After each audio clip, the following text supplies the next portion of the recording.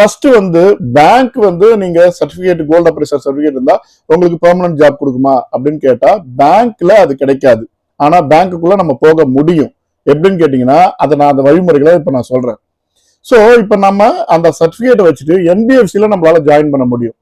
பெர்மனண்டாவே join பண்ணலாம். Actually நீங்க என்பிஎஃப்சில ஒரு கோல்டு அப்ரைஸ் முடிச்சுட்டு ஒரு அப்ரைசரா ஜாயின் பண்றீங்க, உங்களுக்கு 6 மந்த் வந்து பாத்தீங்கன்னா ப்ரொபேஷனரி பீரியட் இருக்கும். அந்த 6 மாசம் நீங்க கரெக்டா பெர்ஃபார்ம் பண்ணி உங்கள்ட்ட இருந்து எந்த ரிமார்க்ஸும் இல்ல, நீங்க போயிட்டு அப்ரைஸ் பண்ற எல்லா கோல்டுமே அக்யூரேட்டா வேல்யூவேஷன் கொடுக்குறீங்க, பர்ஃபெக்டா ஒர்க் பண்றீங்கன்னு தெரிஞ்சுதான் உங்க ஜாப் அங்க பெர்மனன்ட் ஆகும்.